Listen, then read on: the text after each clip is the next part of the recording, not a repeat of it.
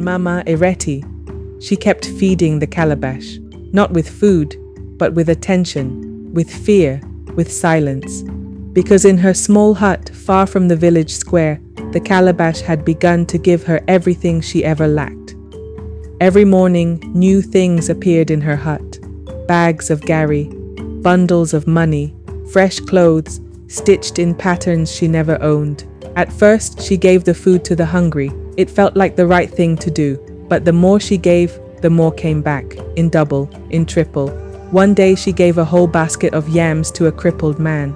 The next morning, a bag of gold cowries appeared under her sleeping mat. She began to smile again.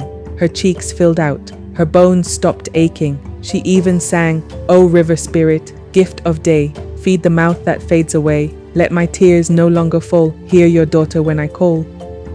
But behind that smile was a question she dared not ask. What does the calabash want in return?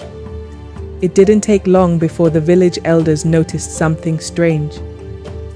She was begging for food just last month. Now she's wearing gold bangles. This isn't normal. No spirit gives without reason.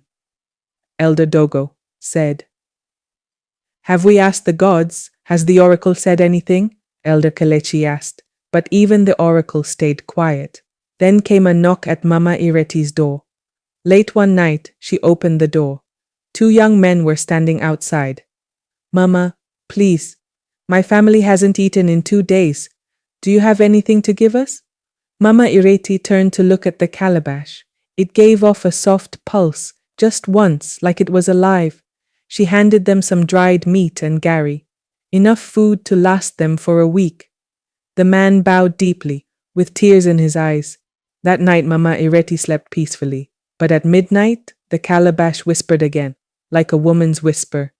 They are hungry, like I was.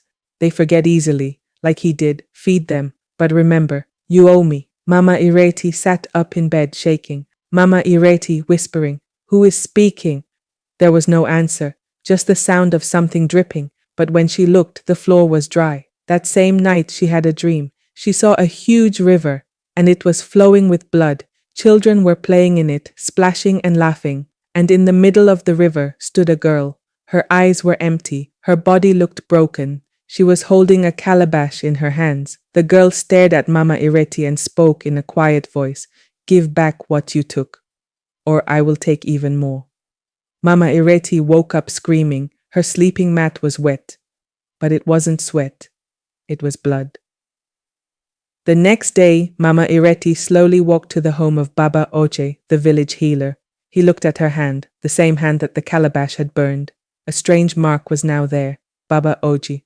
This isn't a blessing. You've been marked. Mama Ireti, worried. I tried to get rid of it. I buried it in the ground. Baba Oj. Some spirits can't be buried. They're older than the earth itself. He gave her some herbs and ashes. He told her to spread them around the calabash. If it moves, then it's not from this world, Baba Oj told her. That night, Mama Ireti did what Baba Oj said. She placed the herbs in a circle around the calabash. She lit a candle and whispered a quiet prayer. Then she waited.